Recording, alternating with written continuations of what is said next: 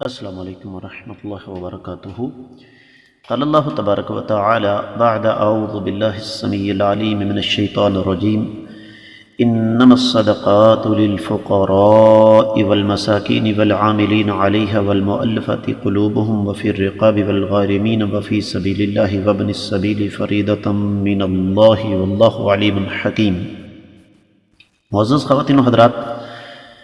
اللہ ملک العلام رب الجلال والاکرام کی توفیق اور اس ذات بابرکات کے فضل و کرم سے آج پیر کا دن ہے 20 رجب 1441 ہجری اور 16 مارچ 2020 عیسوی، اور ہمارے سبق کا موضوع اللہ ملک العلام رب الجلال والاکرام کی پررحمت کتاب قرآن مجید 10واں پارہ، سورہ مبارکہ کا نام توبہ اور سورہ توبہ کی 60ویں آیت مبارکہ۔ معزز خواتین و حضرات، جس طرح کہ اس سے پہلے آپ سن چکے ہیں کہ اس آیت مبارکہ کے ساتھ سفر کرتے ہوئے آج ہمیں تیسرا دن ہے، اور اس آیت مبارکہ میں اللہ تعالیٰ نے زکوٰۃ و صدقات کے مصارف بیان فرمائے ہیں۔ تو آج ہم تفسیر ابن کثیر کے علاوہ دیگر کتب تفاسیر کی روشنی میں اس آیت مبارکہ کا جائزہ لینے کی کوشش کریں گے۔ اہل علم یہ لکھتے ہیں کہ اس آیت مبارکہ کا اصل میں پس منظر یہ ہے کہ منافقین نے کائنات کے امام صلی اللہ علیہ وسلم پر یہ عیب لگایا کہ آپ صدقات کی تقسیم صحیح نہیں کرتے، تو اللہ رب العزت نے اس آیت مبارکہ کے ذریعے بتا دیا کہ کائنات کے امام صلی اللہ علیہ وسلم کو اللہ تعالیٰ نے جو مرتبہ اور مقام دیا ہے، اس کا تقاضا یہ ہے کہ وہ اللہ تعالیٰ کے احکامات کے مطابق چلیں۔ لہذا نبی علیہ الصلوۃ والسلام اپنی طرف سے دین کے اندر کوئی تبدیلی نہیں کر سکتے، بلکہ آقا علیہ الصلوۃ والسلام تو اللہ تعالیٰ کے احکامات کے پابند ہیں۔ لہذا نبی علیہ الصلوۃ والسلام پر تو اس حوالے سے بات ہو ہی نہیں سکتی۔ تو اس لیے رب کائنات نے خود اس آیت مبارکہ میں بیان فرما دیا کہ صدقات کے حقدار کون ہیں۔ سب سے پہلے فرمایا الفقراء، یہ فقیر کی جمع ہے، اور امام شوکانی نے فتح القدیر وغیرہ میں یہ لکھا ہے کہ فقیر اسے کہتے ہیں من لا مال لہ، کہ جس کے پاس کچھ بھی نہ ہو، اور جس کے پاس کچھ بھی نہیں ہے وہ فقیر کہلوائے گا۔ اور دوسرا جو مصرف اللہ نے بیان فرمایا وہ ہے مساکین، یہ مسکین کی جمع ہے، جس کے پاس مال ہے، کماتا بھی ہے، لیکن اس بیچارے کے جو اخراجات ہیں ضروری، غیر ضروری اخراجات نہیں، وہ تو طے شدہ بات ہے کہ غیر ضروری اخراجات تو قارون کا خزانہ بھی نہیں بھر سکتا، ضروری اخراجات بھی اس کے پورے نہیں ہوتے۔ آپ فی زمانہ یوں کہہ لیں کہ وطن عزیز پاکستان میں اگر ایک آدمی کے 4 سے 5 بچے ہیں اور اس کی محنت اور کوشش کی حلال کمائی 20,000 سے کم ہے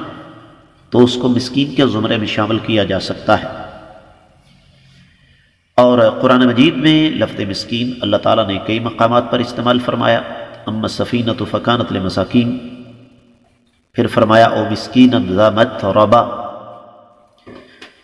تو اسی طریقے سے پھر حدیث آقا علیہ الصلوۃ والسلام کی جو اس سے پہلے گزر چکی ہے، نبی علیہ الصلوۃ والسلام نے فرمایا کہ مسکین وہ نہیں ہے جو لوگوں کے ارد گرد گھومتا ہے، بلکہ مسکین وہ ہے جس کے پاس اتنا مال نہیں ہے جس سے اس کا گزارا ہو سکے، لیکن وہ غیرت کی وجہ سے لوگوں کے سامنے ہاتھ بھی نہیں پھیلاتا۔ تیسری قسم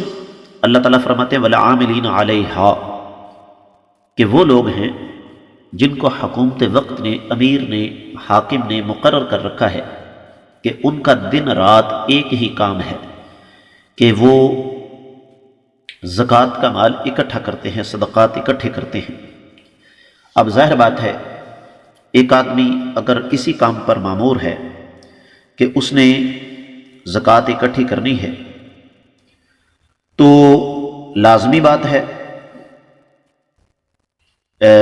اس کی بیوی ہے، اس کے بچے ہیں، انہوں نے کھانا پینا ہے۔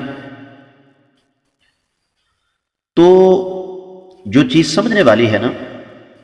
وہ یہ کہ اگر تو اس کے پاس متبادل راستہ موجود ہے، متبادل راستے سے مراد یہ ہے کہ بعض لوگوں کا کاروبار یا بزنس یا ان کی تجارت ہے، یا جس طرح بعض لوگوں کو گھر بیٹھے بٹھائے آمدن آ رہی ہوتی ہے، کسی آدمی کے پاس 2-4 مربع زمین ہے اور وہ اس زمین کو پٹے پر دے چکا ہے، حصے پر دے چکا ہے، یا کسی کے پاس 15-20-50 دکانیں ہیں، 2-4-5 مکان ہیں، کرائے پر دے چکا ہے، تو اس کو پھر یہ فی سبیل اللہ کام کرتے ہوئے کوئی مسئلہ نہیں ہے۔ اگر وہ لینا چاہے لے سکتا ہے، اگر وہ زکوٰۃ اکٹھی کرنے پر مامور ہے، لیکن اگر نہ لینا چاہے تو تب بھی اس میں کوئی مضائقہ نہیں ہے۔ چوتھی قسم ہے والمؤلفۃ قلوبہم۔ اس کے بارے میں اہل علم نے یہاں ایک لفظ لکھا ہے کہ اقوام الضعفاء، ایسے کمزور لوگ جن کے دل میں اسلام کی محبت ہے اور وہ اسلام کے قریب آنا چاہتے ہیں، اور اس پر بڑی لمبی چوڑی بحث کتابوں میں موجود ہے۔ اور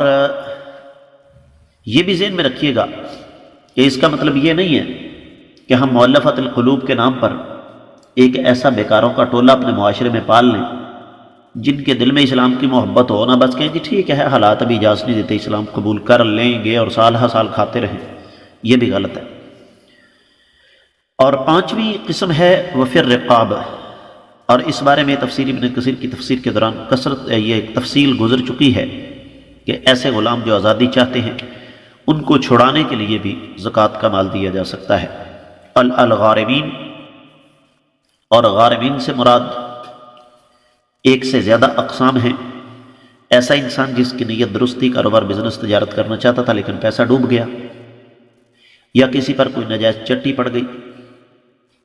اور اس پر بھی تفصیل گزر چکی ہے، جس طرح کہ ایک آدمی کسی کا سامان ڈھوتا ہے، ایک جگہ سے دوسری جگہ پہنچاتا ہے، سامان راستے میں ضائع ہو گیا، اب وہ چٹی اس کے ذمہ پڑ گئی، تو ایسا آدمی بھی حقدار ہے۔ اور ساتویں قسم ہے فی سبیل اللہ، اور فی سبیل اللہ کا جو لفظ ہے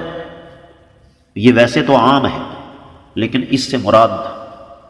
اہل علم نے سب سے پہلے جہاد فی سبیل اللہ لیا ہے۔ اور لفظ جہاد بھی بڑا وسیع مفہوم کا حامل ہے۔ جہاد میں قتال بھی آتا ہے، جہاد میں دینی کتابوں کی ترویج و اشاعت بھی آتی ہے، جہاد میں دینی جو مدارس ہیں وہ بھی آ جاتے ہیں، دینی جو طلباء ہیں ان کی معاونت بھی ہوتی ہے۔ اور اس کے بعد پھر آٹھویں قسم ہے وفی سبیل اللہ وابن السبیل، مسافر،